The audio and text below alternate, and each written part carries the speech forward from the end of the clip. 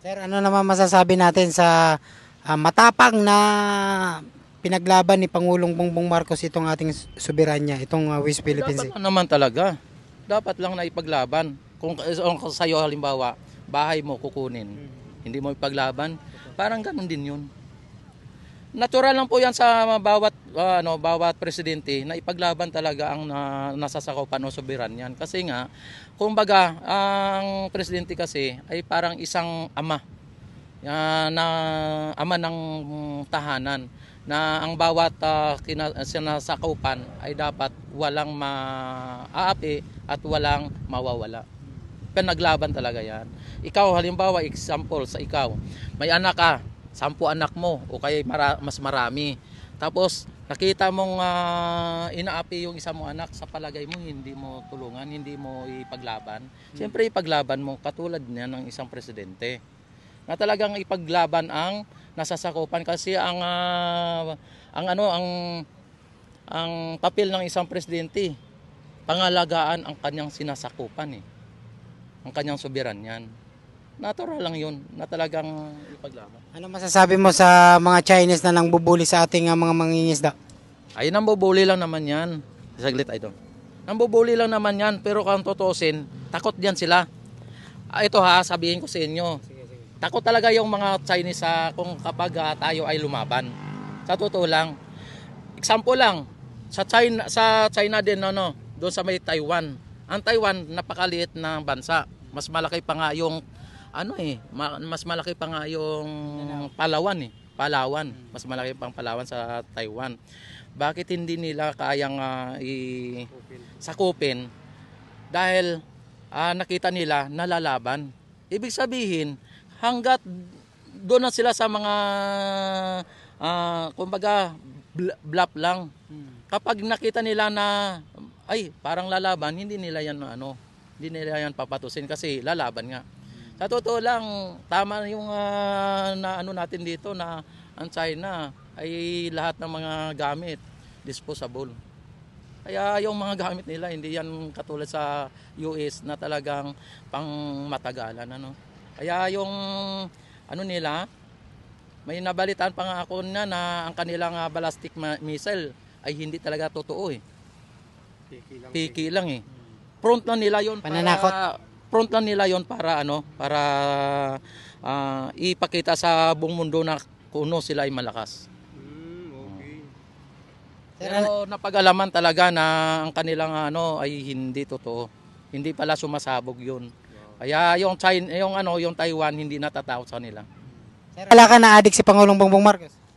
Adik sa sa may mga ginagawa siguro na mga proyekto, adik siguro sa pagpapabago ng Pilipinas. Pero yung sabi na gumagamit na kung ipinagbabawal, magbigay muna sila ng video na talagang naggagamit si PBBM ng pinagbabawal na gamot bago nila sabihin adik. Kasi kapag conclusion mo lang yan o haka-haka mo lang yan, marami talagang magsasabi na ganon. Kasi kahit sino naman sabihin adik Katulad niyan, adik ka sa pira, adik ka sa sugal, adik ka sa babae, kung ano-ano, adik ka sa kung ano-ano mga adik diyan, yan, di ba? Lahat naman yan ay talagang adik pero yung sinasabi na adik, wala naman sinabi si Pangulong Duterte na adik ng shabu. Wala naman siya Sabi lang naman niya at wala naman sinabanggit kung sinong presidente. May wiron lang daw na presidente na isang adik. O sino kaya 'yon? Sa dami-dami sa dinami-dami ng presidente na nagdaan sa Pilipinas, wala naman siyang nabanggit o tinukoy. 'Di ba?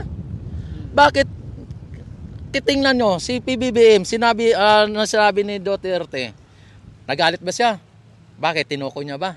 Wala naman Kapag mababaw yung pag-iisip mo o yung talagang yung pag-unawa mo, magagalit ka talaga.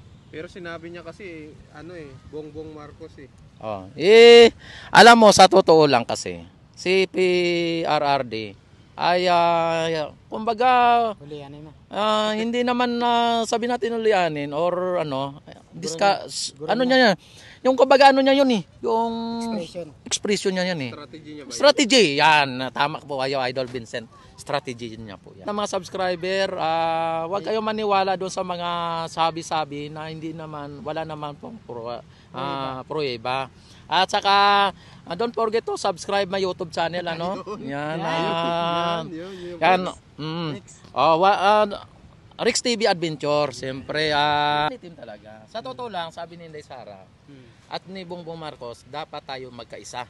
Sama-sama tayong At pagpapalit. sama-sama tayong babangon muli. At yung mga nagbabati ko kay PBBM, ano lang nila yun eh. Karapatan nila yun kasi malayang bansa po tayo. Ayun, democratic nation tayo. Ang nagbabati ko naman kay Duterte, pareho lang din yun.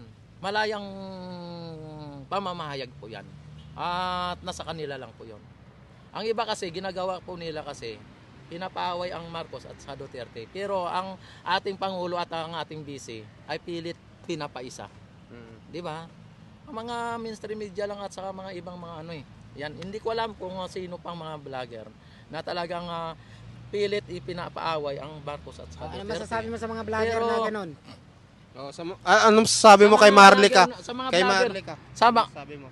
Saglit lang. Sa mga vlogger na yung pilit ipinapaaway ang mga Marcos at saka Duterte, tanungin nyo muna si PBBM at saka si Inday Sara. Tanungin nyo muna. Yan.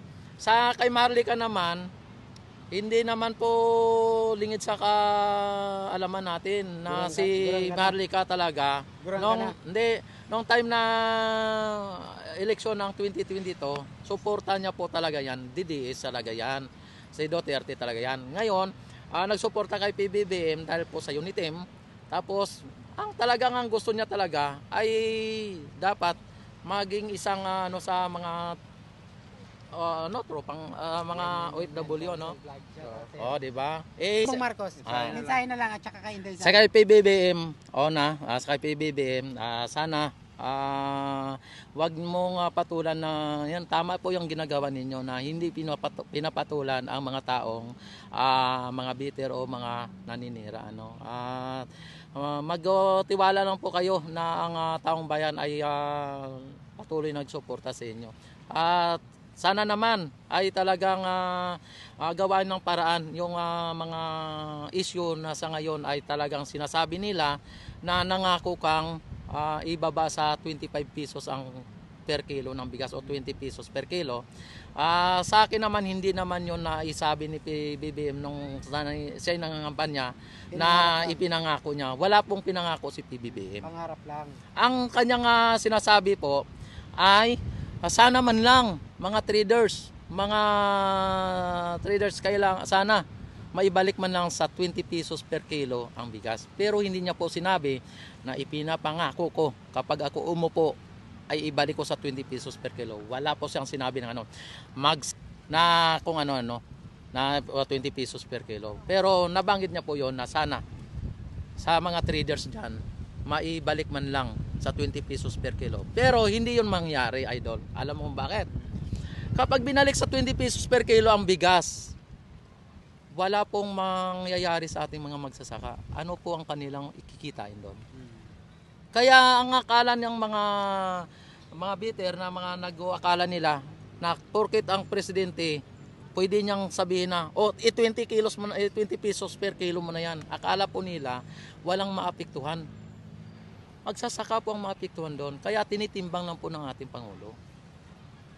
Sa palagay mo, idol, kapag sinabi ng Pangulo, ibaba mo ang kilo ng isda ng 20 pesos, sa palagay mo ang mangingisda pa yan?